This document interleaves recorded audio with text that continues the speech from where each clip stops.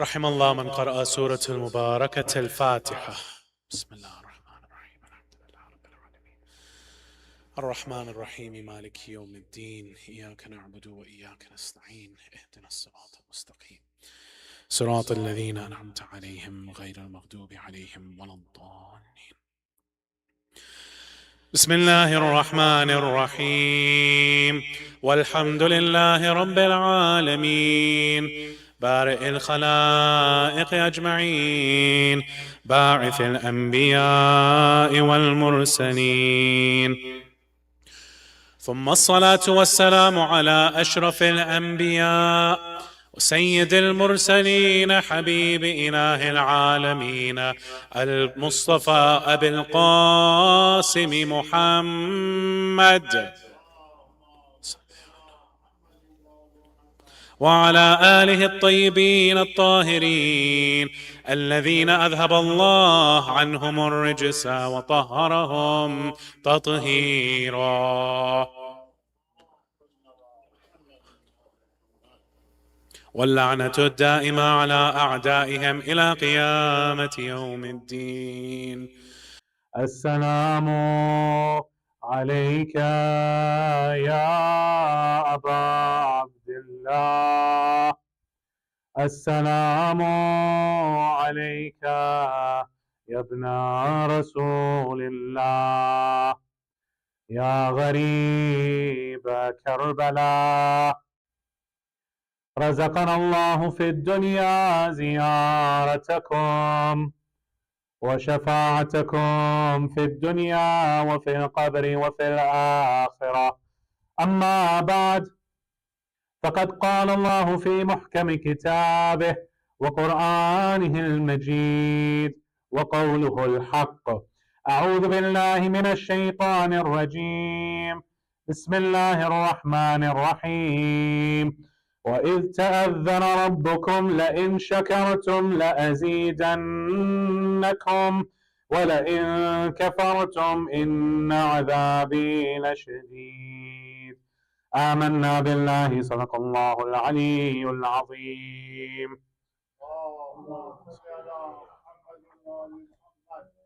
Respected brothers and sisters, Assalamu alaikum jami'an wa rahmatullahi wa barakatuh. Inshallah, we will be continuing into our 8th night of lectures. And today we will be talking about the superhighway of shukr, of gratitude, and of kufr, which of its many translations is nashukriya. It's being an ingrate, being ungrateful. This is also one of the meanings of kufr, both in classical Arabic and in the Quran. Over the last few nights, we have been talking about how to revolutionize our lives, both spiritually as well as trust this world, and how what you should be trusting are those things that are wa'ad Allah, the promises of Allah, those things that come directly from Quran and from the Sunnah of the Prophets and the Ahlul Bayt, salawatullah wa salamuhu alayhim ajma'een. Nevertheless, this is a difficult journey, and so it takes a little bit of time to decouple ourselves from such intense and rigorous programming that dunya has put us through, right? When you look at the prescriptions that we have given thus far, it is almost a complete curriculum. That you have to dissociate those things that you think are causes from those things that you see that are effects. And we said that they are not causes and effects in reality, that they are ilaqat, that they are associations. And we are not supposed to have associations with anyone, with Allah, whether it is anything or anyone, and that this would be minor shirk. Then we also said that there is a component of having sabr. Yes, this sabr, especially when you're not seeing things go your way, right, can be a game changer. We saw that du'as and a'mal can help you not only to bring that which you are praying for much sooner, but also, yesterday we added another component, which was the light, the nur, that your ruh needs in order to be able to see more clearly. Right? Even in this world of the various different asbab that we have, you need light in order to be able to see. Right? The more dark and the more dhulumat there is within a given room, within a given system, within a given environment, the harder it is to see what you're actually doing. And this is where, for example, that very famous Sufi saying comes from, that 4 men walk into a room and inside is an elephant, but 4 men come out not knowing that it's an elephant. One comes out saying that it's, for example, a broom. One said that he found a very long snake, right, because he was touching the trunk. The broom was the tail. Another one said that, there was, for example, a really, really nice carpet on the wall, like an Iranian Persian rug, right? And each one came out basically with their own understanding of what they had experienced. Not that they were wrong, it's just that they didn't have the full, complete picture. Well, likewise, it's not that we're wrong, that this is a microphone, this is a minbar, that this is a city on earth called Plano, Texas. Yes? We're not wrong, it's just we don't have a holistic view of Allah subhanahu wa ta'ala's system. How do we get that? That's what we went and prescribed yesterday, and when we were adding on different components. And we said that we need more nur when it comes to seeing things clearly for what they are. Today, inshallah, we're going to be adding a supercharger onto this equation. That is of shukr. Shukr, brothers and sisters, is a different level of game changer. If you can, in real time, acknowledge the ni'mas that Allah subhanahu wa ta'ala has given you. Right? As Allah subhanahu wa ta'ala says in Juz Amma, ثُمَّ لَتُسْأَلُنَّ يَوْمَئِذٍ عَنِ النَّعِيمِ. Then, on that day, you will be asked about the various blessings that you were given. And the Ahlul Bayt always said that one of the first and foremost things, if not the foremost thing, that you will be asked about on that day is the walaya of Ali ibn Abi Talib, salawatullah wa salamuhu alayhi.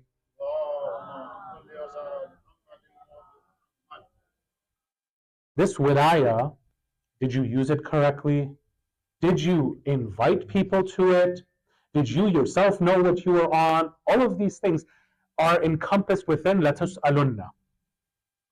Yes? This is a blessing that you and I have that no doubt one day we will be asked about. The other blessings, the other imams of Ahlul Bayt, the prophets whose lives we have been told about in the Quran, as well as the entirety of the Quran itself. All of this guidance, nurun ala nur, yes, that we will one day be asked about. Have we sat down in these 10 days and developed a relationship with the Quran? All of these verses that I'm throwing out here and there, has anybody decided to go and form a better relationship with some of these surahs? I highly recommend Surah Al-Hadid because it very heavily focuses on this topic. But there are many others that we've quoted. Surah Al Imran, Surah Al-Baqarah. Today we quoted Surah Al-Ibrahim, the 14th surah in the Mus'haf. These are all surahs that we can, of course, do better. And it does not need any saying that our school of thought, when it comes to other schools of thought, is a little bit lacking when it comes to our relationship with the Quran. This is something that we will also be asked about. In order to be able to truly, brothers and sisters, do shukr of something, you have to put it into action. This is what Allah subhanahu wa ta'ala says even to the family of Dawood alayhi salam. He says, اعملوا آل داوود شكرا وقليلا من عبادي الشكور. O family of David, implement gratitude. Implement gratitude means what? It means you have to go much further than just lip service. That thank you, Ya Allah, you went and gave me, Dawood, the ability to bend iron. You gave me the ability to have a melodious voice such that even the mountains and the birds would sing along with me in my, what the biblical community calls, the Psalms of David. Thank you, Ya Allah, that you went and made me into a king and you gave me mulk. Right? Sulaiman alayhi salam could also come and say, thank you, Ya Allah, that you gave me the power to speak to animals. You also gave me mulk. You gave me riches.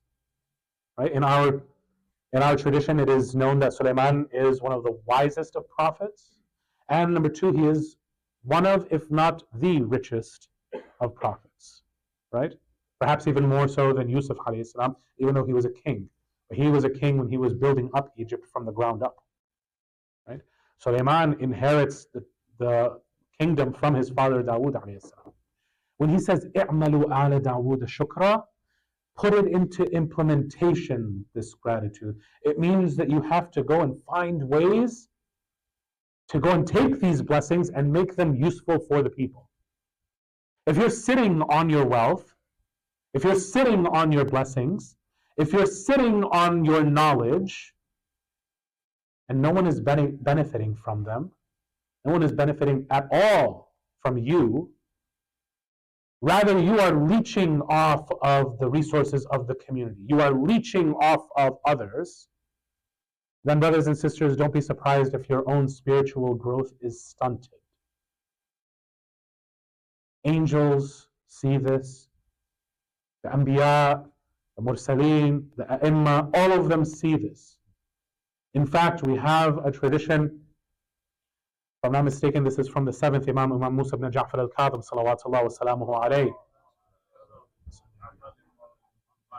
saying that don't be surprised if you have trouble within your lives. Because sometimes we look at you, our Shia, and we pray to Allah, Ya Allah, give them something such that they come back to us and ask us for our help, so that we can get you to an even higher position with Allah. So some of these bala that you see in your life, some of these trials, maybe this is something that Ahlul Bayt asked for Allah subhanahu wa ta'ala to give you, because through this you will learn, and through this you will grow. Don't go to Allah subhanahu wa ta'ala complaining like a small child. Why me? Why does it always have to be me? Right? This is not befitting of a mu'min. When Ahlul Bayt go and give you this new perspective, on top of the two perspectives that we've already mentioned in previous lectures, that number one, it could be a trial. Ya Allah, if it's a trial, then Ya Allah, inshallah, you find within me whatever the outcome that you were looking for. You find within me the response that you were looking for. And if it is a consequence of something I did, then Ya Allah, I accept the consequences of my actions. But Ya Allah, I want to know what I did wrong so that I can fix it and be better for you next time. Now we have a third scenario as well. Could have been neither of the two that I just mentioned. And the Imams could have seen that, you know what, we want better for this servant of Allah. So let's go and pray to Allah, meaning the Imams will go and talk to themselves, that for this brother or for this sister, let them taste something that will challenge them, that will definitely make them come back to us, such that they can grow spiritually and materially, bi'ithnillahi ta'ala. This kind of growth, brothers and sisters, don't ever think that, oh, I am the author of this. You have to remember that formula as well, where you are in between the two extremes of Surah Al-Fatiha. The one extreme where you say that I am the reason that I did everything, that everything went right in my life, and the other one, you don't even go to work, you're just sitting on the sajdagah, and you're just sitting there with a tasbih, Ya Allah, give me rizq. You have to have one foot in both worlds. You have to be justice. You have to give justice to both. So now, i'malu ala Dawood shukra. Implement your blessings and make them accessible to the people. This is how you do shukr in action of the blessings that I have given you. What are some things that we can take away from this lecture in a practical manner? I'd like, brothers and sisters, to turn your attention very quickly to the Aly Lakhani Nizari Ismaili community. right? This is something that I can say that they have done very well within the last maybe decade or two. And that is perhaps because they can see their Imam. Because they can see their Imam, they have what the Quran might describe as Ainul Yaqeen.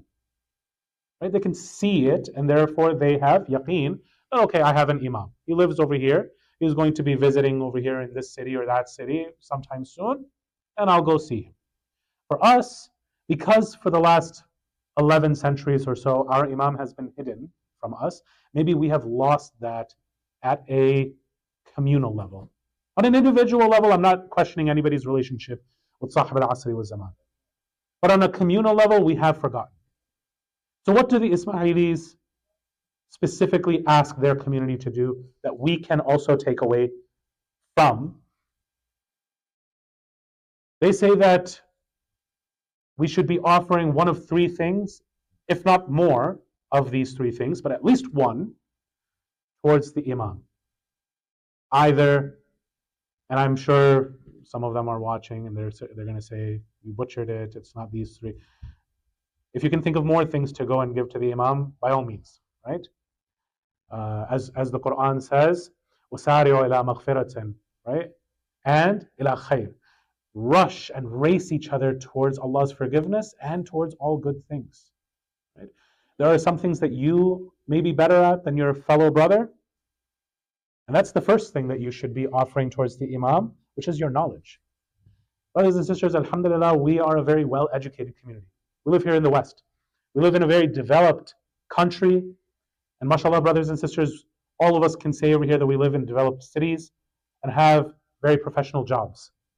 How much of that from the du'as of the Imams have you benefited from, and how much have you returned back to their community, to the Shias? Those of you who are doctors, those of you who are lawyers, those of you who are engineers, I'm talking to you. What services have you provided to the centers here in your community? I often say, when it comes to donations, go donate to a community center, to a mosque, to a Husayniyah, to an Imam Barga, that you have no hopes of ever getting power in. For example, over here, I don't think any of us have any hopes of becoming the president or the social media wada person, right? For a mosque in, let's say, California or in Seattle, right? You guys are well established over here in your Texas community, but there may be another community that needs your help. Maybe another community that is trying desperately to go and build a mosque. You don't have to go and do it for the sake of, riyah and showing off. And one of the ways that you can do this and be anonymous is to go and give to a community that needs your help, that is also mu'min, but will never know that it was you. It's basically just between you, Allah, and the Ahlul Bayt. Another way that you could do this, like I said, was through your knowledge. The doctors, let's say for example, could go and run, a free health screening, or a health camp, or a seminar to go and say, hey, unfortunately our community is a little bit too addicted to sweets. Knock it off. Diabetes is real, guys. Right? There's a saying that sweet blessings can almost become an addiction. And it's only when you have to knock it out, or it has been knocked out of your orbit, that's when you start to appreciate those blessings. And if you do shukr of them, that's when the blessings not only will be allowed to be kept and they'll be tethered to you, but also now it'll grow. Otherwise, these blessings that you have of your knowledge, of your skills, if you don't do justice by them and implement shukr of them, then don't be surprised if opportunities pass you by, even in your materialistic job. Why? Because you didn't come back and offer it to your religious community. Lawyers, how many services can you offer and then go and say that this is pro bono? And you could offer counseling services. You could go and offer, LLC practices. You could go and offer all different kinds of things for the benefit of the mosque. There's a family that I know, for example, in Iraq. Many of us perhaps know them, so therefore I will not be taking their names. Very pious, very religious family, mashallah. They decided that in Iraq, they will open up a hospital. And because they are used to a little bit of how a nonprofit works over here in Canada and the United States, they decided to go and make a similar nonprofit entity over there in Iraq. Well, here comes one journalist who doesn't know what the Western definition of nonprofit means. He goes and starts tearing apart everyone associated with this project, drags their name through every single rag that he writes in. And had there been a little bit of legal help, a little bit of legal supervision to go and look after this entity, it would not have seen a tenth of the problems that it did just a couple of years back. But brothers and sisters, unfortunately, we don't think of our community this way. We don't see them as our brothers and sisters. Our brothers and sisters stops at the nuclear biological family, and our spiritual brothers and sisters, who sometimes may be even closer to us than our own blood, those who are united with us in Ali ibn Abi Talib, those we forget about. This ni'mah that we will be asked about, ثُمَّ لَتُسْأَلُنَّ يَوْمَئِذٍ عَنِ النَّعِيمِ. You have the ni'mah also of being right now in a Shia community. You have the ni'mah of many different centers, alhamdulillah, that cater to different languages and different needs. This program is catering primarily to the youth, but also the adults, inshallah, are taking benefit from it. Well, how are you now coming back and putting your services and putting your knowledge at use for the community? So that's number one. Number two is time. This is perhaps the easiest of them all, because if you cannot give the first one, I should probably say the second one is money, right? If you can't give your knowledge, give at least some money. If you can't give knowledge or money, give time. If you can't give one of these three, you really need to go and reassess your day and ask yourself, what am I actually doing for the Imam in my community? Am I even present within my community? And so I'll start off with the youth. To my dear young brothers and sisters in this community, your elders need help running this center and other centers. All of these programs that you see happening so flawlessly, one day, sooner or later, they will not be here. And they are hoping that someone volunteers to come and learn the ropes of how to run a center. Now, if all you want to do is just run around and bang on doors and mess up chairs and throw around couch cushions and make a mess and not clean up after yourselves, then you're making their lives harder, not easier. When you make their lives easier, guess what they're going to do? Out of shukr, they will pray for you. They will go and ask Allah subhanahu wa ta'ala to increase you in your blessings. Allah subhanahu wa ta'ala promises, and I'll recite this ayah after a loud salawat. Let's have another loud salawat, even louder.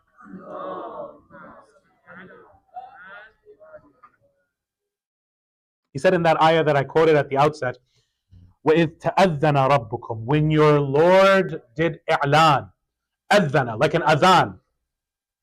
Allah subhanahu wa ta'ala, your master, he calls himself, رَبُّكُمْ تَأَذَّنَ. He has made a public announcement. Are you ready to hear it? He says, لَإِن شَكَرْتُمْ. If only you can just do the simple act of doing shukr. Shukr of what, Ya Allah? Anything. If you can find something to be grateful of. The context, of course, is Nabi Musa alayhi salam telling Bani Israel the bad news, which we mentioned yesterday. Hey, you guys are going to have to wander around in the desert, in the wilderness for 40 years. You guys will probably not see the promised land. However, if you can find something, anything, to be grateful of. And what does Bani Israel have to be grateful for? Well, aside from being saved from Fir'aun, aside from Manna and Salwa, aside from seeing 9 ayat crumbling a world empire right in front of them, aside from their lives being saved at the Red Sea, aside from seeing miracles firsthand that others would only hear about, aside from all of that, I think, the fact that they're still alive, even though they're in the desert, and they have a cloud hovering over the entire, part of the nation that left with Musa alayhi salam.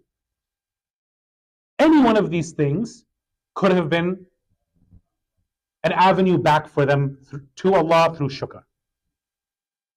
If not that, then any of the normal things that we could also be grateful for. Ya Allah, thank you that you gave me 2 wonderful mu'min, believing parents. You gave me health to be here. You gave me the ni'mah of being a lover of Ahlul Bayt and Imam Hussein alayhi salam. All of these various things that right now you could go and start to think of and start to go through the masbaha and start to give shukr to Allah on your own. All of these things Bani Israel could have done as well. لَإِن شَكَرْتُمْ, then he comes and says what? لَأَزِيدَنَّكُمْ. This lam over here at the very beginning of the word is for emphasis. The noon with the shadda in the middle, لَأَزِيدَنَّكُمْ, this one, the one that I just emphasized, is 2 more emphasis. In total, Allah subhanahu wa ta'ala emphasizes this word thrice. He says, I will definitely increase you. لَأَزِيدَنَّكُمْ. Okay, challenge accepted. If I do shukr, Ya Allah, what will you increase me in? He doesn't say. There's supposed to be 2 subjects after this verb. One, who is he going to do it to? That he's made clear. You and I. It's an open i'lan, open announcement. What will he increase us in? Silent. Meaning, anything and everything. He will not just increase me, for example, in sons and daughters. He will not just increase me in terms of my knowledge. He will not just increase me in terms of my rizq. He will increase me holistically. I will grow in any which way that I can grow, that Allah wants to see me grow. Sallallahu ala Muhammad wa ali Muhammad.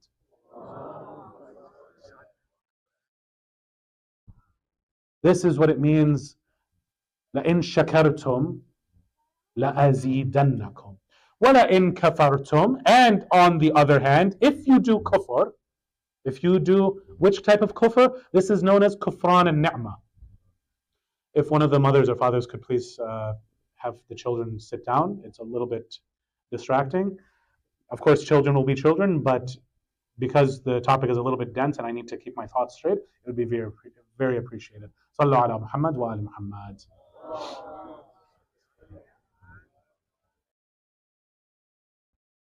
وَلَإِن كَفَرْتُمْ.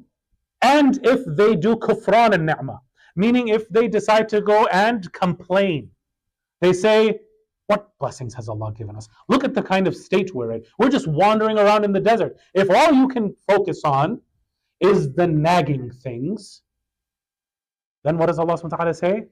He says, Inna adabi la shadid. Right? He says, indeed, all you need to know is my punishment is very, very fierce. This is the highway, brothers and sisters. Inna hadaynahun najdayn, imma shakiran wa imma kafura. It's the same highway. You can get onto the highway. It's not like, one of our normal highways where you have, multiple different lanes. It is literally just a simple highway where you have one lane that goes this way and one lane that goes that way. You get onto the highway and next thing you know, you've already passed a couple of different exits. And it's very difficult to get off and make it up back to the exit you were trying to make it to. This is the point of a highway. And that's exactly what Allah subhanahu wa ta'ala describes it as. وَهَدَيْنَاهُ النَّجْدَيْنِ. Right? We've guided him to a 2-sided highway. He can either be shakir, he can either be grateful, or he can be a kafir and be ungrateful. The choice is yours. However, the supercharging of what it does to your journey, of what we have been discussing in these nights, is you can start to decouple yourself from what we were saying a couple of nights ago, of there being a past and a future. You can be in the ever-present now. This is what so many different faiths and so many different traditions have tried to go and teach, that you need to calm your mind. You need to go and empty your mind. You need to forget about the noise and the storm. Once you can do that and you can see you right now don't need to have and don't need to accept any of the labels that you have associated with yourself up until now. You don't have to be someone who is miserable. You can be someone who is happy. Now, it's much easier said than done, but again, if you can start to do shukr, and you can start to bring that new reality that we talked about in Surah Al-Hadid, that is in any one of those books, then realizing this from a standpoint of shukr is much, much easier than from a standpoint of misery and despair, which is exactly what the kufr highway is. That if everything that you look at is through a lens of ingratitude, then this is not going to get you anywhere. Brothers and sisters, even this situation that you have right now, that you are living in, that you don't like, you need to appreciate that as well. You say, why? My life is a mess. My marriage is a mess. My finances are in turmoil. My family cannot think of a nice thing to say to me. I am being verbally abused. Right? And of course, some of these situations are much tougher than others.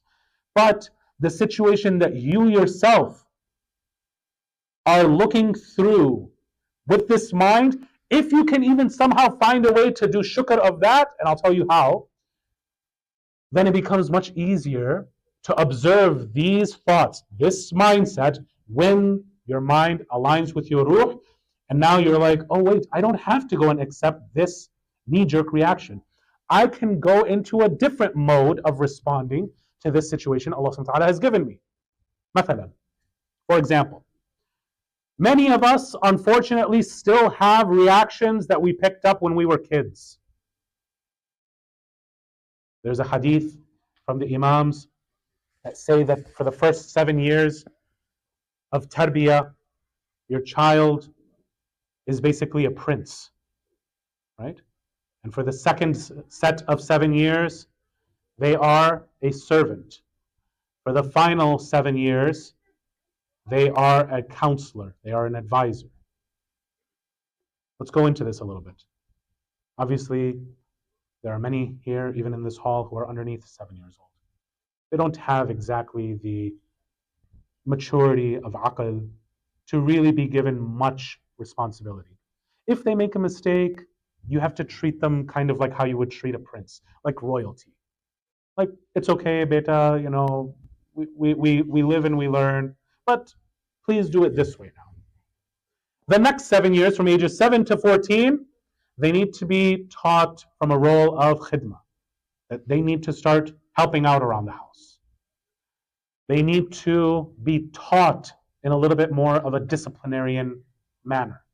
And for the final 7 years, from ages 14 till 21, they need to be treated like an advisor, like a counselor. Almost, I say, like a friend. That, what do you think should be done over here? If they were raised correctly. If they're immature, then of course, they need to be treated at the level that they should be treated at. But some brothers and sisters, and you can keep it in your mind, you don't have to go and tell me, oh, I know a brother like that. Some of them are stuck within that first 7 years. They're stuck as if they're royalty. They go and make a mistake even at work and they feel like they should be treated like royalty. And you find that they didn't really ever mature past that initial phase of growth. Some of them never matured from that second 7 years, from ages 7 to 14. Some of them did mature and they're fully fledged adults. Right? The point, however, is that if you treat your kids correctly, right, then it becomes much, much easier for them to not have problems when they grow up. Many psychologists will go and diagnose problems that adults have back to early childhood years. And it could have been avoided.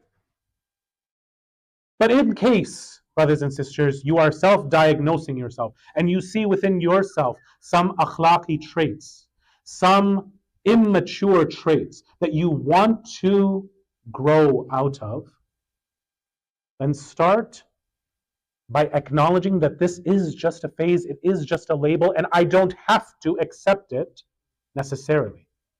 Be thankful that it was there from a point of view that this kind of mentality was useful for me once upon a time. It was protecting me from some kind of trauma maybe that I suffered from an early age. But now I'm at a much more mature level. I don't need it anymore. I can react at a much more mature level. You have to be able to go and find the silver lining in anything, brothers and sisters. وَإِذْ تَأَذَّنَ رَبُّكُمْ لَإِنْ شَكَرْتُمْ. You have to find something to do shukr of, even in the darkest of times. لَأَزِيدَنَّكُمْ وَلَئِنْ كَفَرْتُمْ إِنَّ عَذَابِي لَشَدِيدٌ. If you, however, go the pathway on that same najdain, imma shakiran wa imma kafura, of kufr, of kufran and ni'mah, then guess what? This is the second half of that lecture title for tonight. It's a feedback loop. All you're doing is just reinforcing and reinforcing and reinforcing. How do you expect to get out of a loop unless you do tafakkur and you actually realize what you have put yourself into? You want to improve yourself? Here is the next step in our lecture series. First and foremost, you have to see that this mind is just a lens. It is that Apple Vision Pro. It is the green tinted or orange tinted or blue tinted glasses that you are looking through the entire world at. Right? فَجَعَلْنَاهُ سَمِيعًا بَصِيرًا. When we wanted to go and test him, نَبْتَلِيهِ, as Surah Al-Insan says, فَجَعَلْنَاهُ فَالسَّبَبِيَّة. Therefore, we made him a creature that can see and hear. Can't trust these. And so it becomes a feedback loop, brothers and sisters, and you just keep on thinking that this is reality, because this is what my input, my Sami'an Basira, keeps on feeding to me. Until and unless you decouple yourself from this reaction and you don't think of this as the only reality that you are stuck to, then, brothers and sisters, your objective reality can never change until your subjective mindset does first. Yes? As Allah subhanahu wa ta'ala himself says in Surah Al-Ra'd, right, that if Allah subhanahu wa ta'ala wants a people to change, right? What is the ayah? I'm blanking for some reason on the ayah. صلوا على محمد وآل محمد. ألا بذكر الله تطمئن القلوب. Right? That it's only with the remembrance of Allah that these hearts ever find ease. And that inshallah will be the final night of my lecture series, when we can reach absolute equilibrium. But brothers and sisters, that's not just reserved for Abu Abdullah Imam al-Hussein alayhi salam. That is also attainable for people like us. And we can look no further than his beloved half-brother, Abul Fadl al-Abbas. Al-Abbas was the son of Ali ibn Abi Talib, salawatullah wa salamuhu alayhi, and al-Banin. And when he was born, the riwayat say that Imam Amir al-Mu'mineen uncovered the swaddle and took out his two hands and started to kiss them.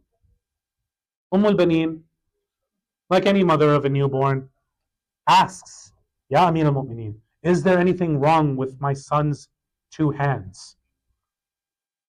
He says, no. He says, then why are you kissing them? What happened? What's wrong? He says, there will come a day where he will defend his brother Al-Hussein in Karbala. And these two hands will be given qurban in the way of Imam Hussein and in defense of Imam Hussein. So this was something that was known all the way from the birth of Abu al-Fadl al-Abbas. I'll even go further and say that from the time that Imam Ali alayhi salam was looking for a wife after Fatima al-Zahra, he was looking for the likes of al-Abbas. When he goes to his brother Aqil, if this light could be just turned down just a little bit. Not that much, a little bit more. Sallu ala Muhammad wa ali Muhammad.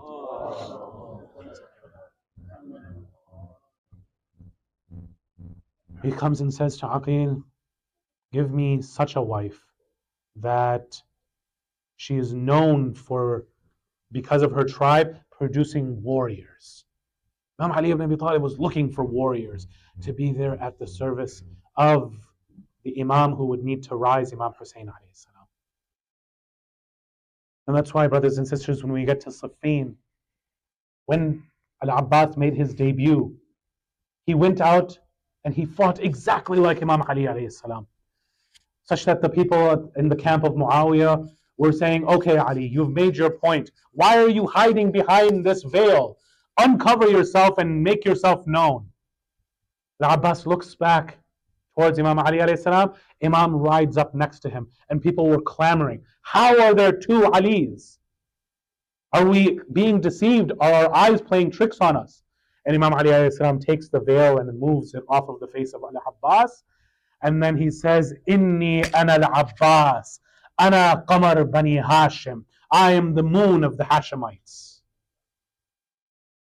From that day, people feared him. People feared his legacy. People feared his ferocity on the battlefield. When it came to the 10th of Muḥarram, then, brothers and sisters, Abu al-Fadl al-Abbas was not given permission to go and fight for Imam al-Hussein alayhi salam. I don't have much time, and so I'll have to go and make it short. He goes and asks and asks and asks until finally he has Sukaina ask for him, Baba, can you please ask my chacha, Abu al-Fadl al-Abbas, to please go and get some water for us? Imam Hussein alayhi salam has a soft spot for his daughters, and he calls Abbas. He knows what Abbas has done. He says, Abbas, go and get water for the camp. Al-Abbas doesn't say his farewells to Zainab. He does not say farewell to anybody because that's only something that was expected if he's going out for war.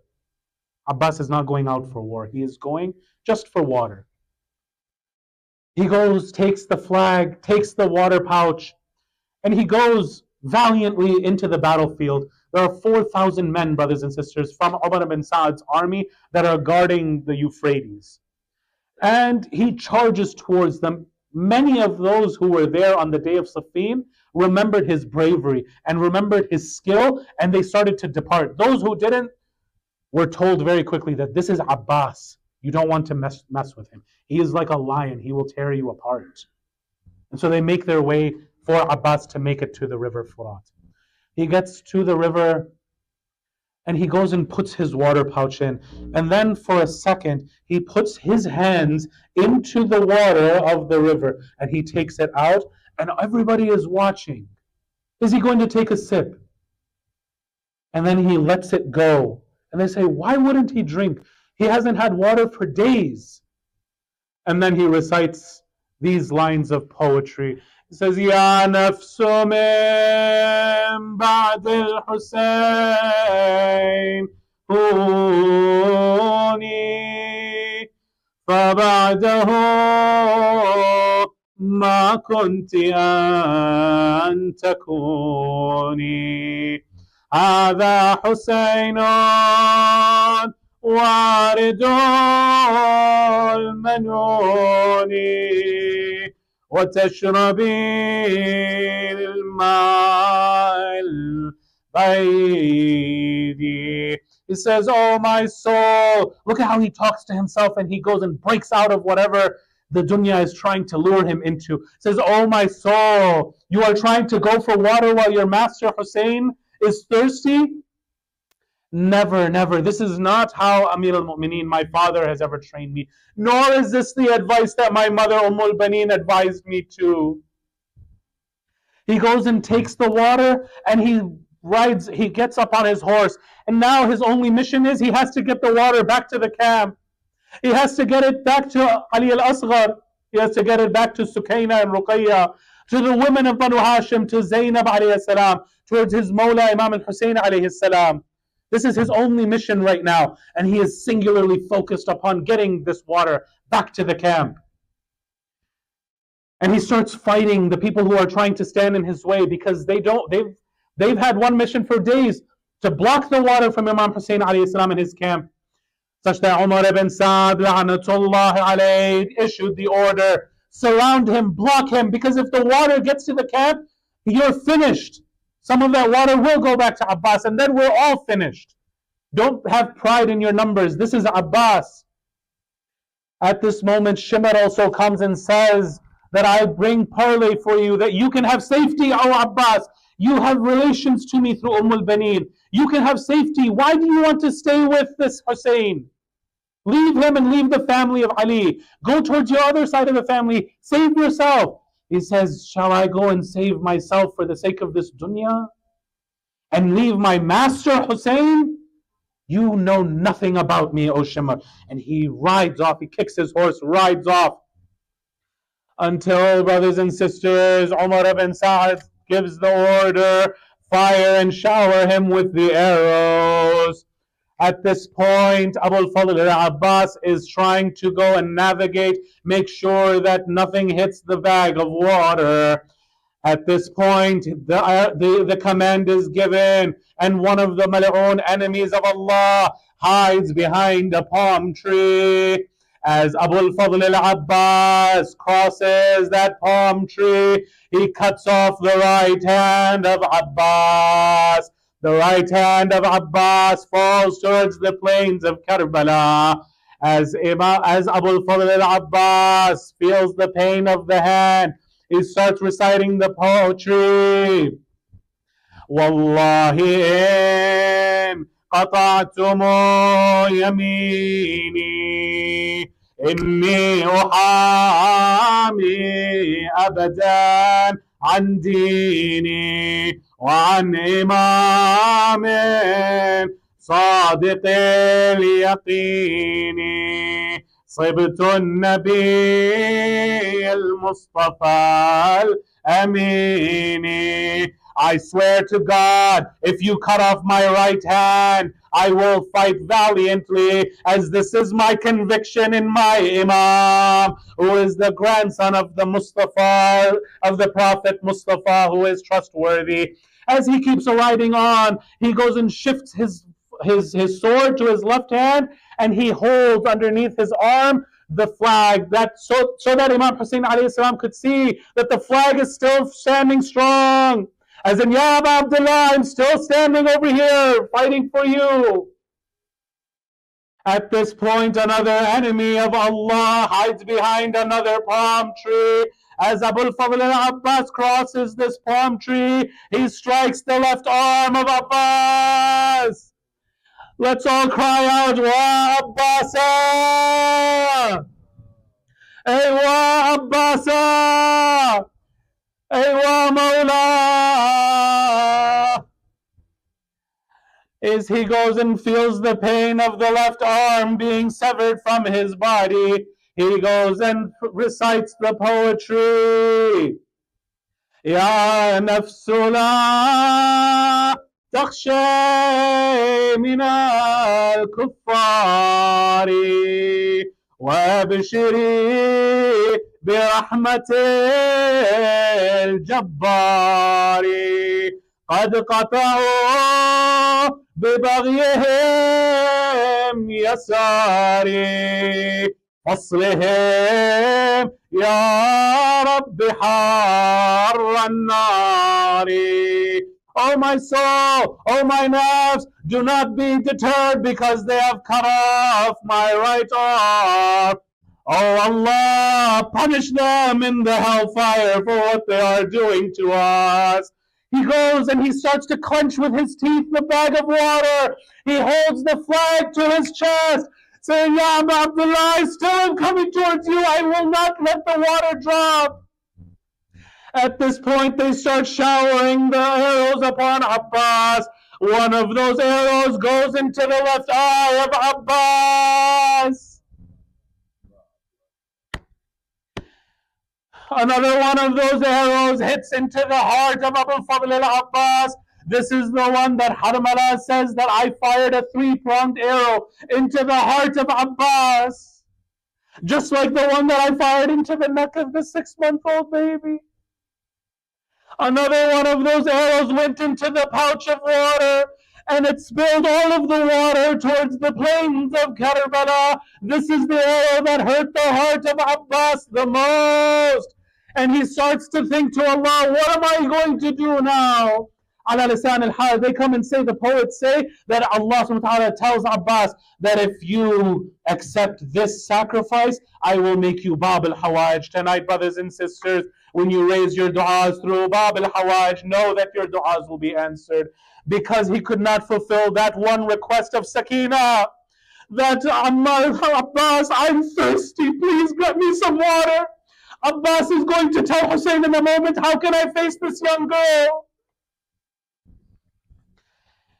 He says, at this point, he's still on his horse. He's lost both his left and his right arm. At this point, another enemy of Allah brings an iron pillar, and he smacks the back of the head of Abbas with the iron pillar.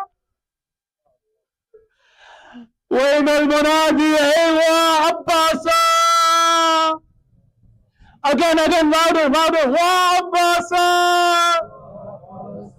أيوة عباسا. أيوة سيدا.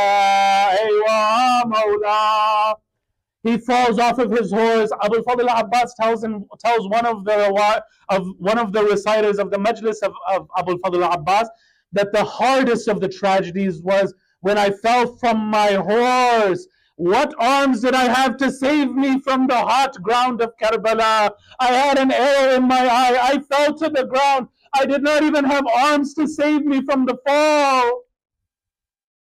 He falls onto the plains of Karbala. They keep showering him with the arrows. At this point, he calls out for the first time in his life. He's fulfilled the request of Abu Abdullah. He says, Akhi Hussein, adrikni. Oh, my brother Hussein, come to my aid. Come to Abbas, come help me. Imam Hussein comes out to his brother Abu Fadl Abbas, and he comes and helps him. Abbas now, he has blood flowing through his eyes. His head is very damaged, brothers and sisters. He cannot see. He hears the footsteps. He says, oh man, if you have come to kill me, 1 or 2 minutes is all I require. Just let my brother Hussein come to me first. Imam Hussein comes and says, it is I, brother Abbas. Let me hold you in your last final moments. He puts him in his lap. He goes and starts to caress him. He knows that it's Imam Hussein. But still, he goes and takes his head off of the lap of Imam Hussein. Imam puts his head back on the lap. Abbas takes it off. Oh, Abu Fadl Abbas, why are you doing this? Let me hold you and soothe away your pain. He says, because Akhi Hussein, right now I have my head in your lap. In an hour from now, who will have your head in their lap? Even now, he's thinking of his master Hussein. He says, let me bring you back to the camp. We bring all of the shuhada back. Ali Al-Akbar, Al-Qasim, Habib, everyone. You two will bring you back. He says, no, Ya Hussein. How will I face the girls of the camp?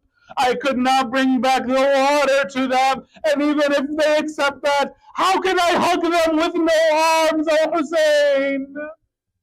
It was from the hikmah of Allah for Imam Hussein to leave Abbas over there. That's why he is buried so far near where the Euphrates used to be. But brothers and sisters, because he did not say his goodbyes, Zainab alayhi salam on Sham Ghariban finds and calms down the entire family. And she hears from Imam Hussein that Abbas is now by the river without a right arm, without a left arm. And she goes to go and say her final farewells to Abbas.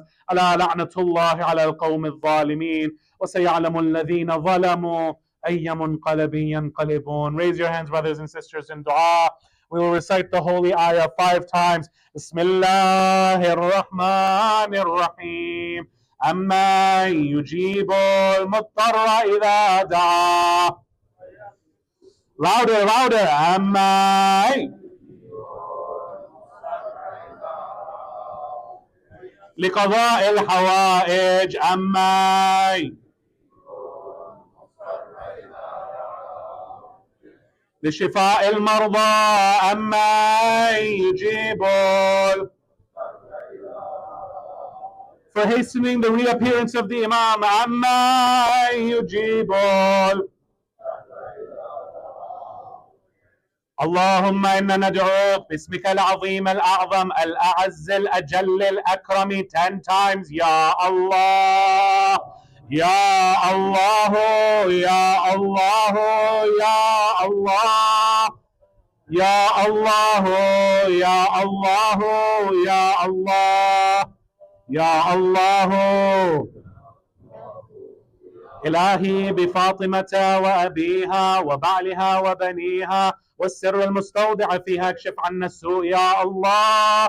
اللهم اغفر ذنوبنا، كفر عنا سيئاتنا، وتوفنا مع الأبرار مع محمد وآله الأطهار، وإلى أرواح المؤمنين والمؤمنات والجالسين والحاضرين والشهداء والعلماء نقرأ سورة المباركة الفاتحة مشفوعة بالصلوات.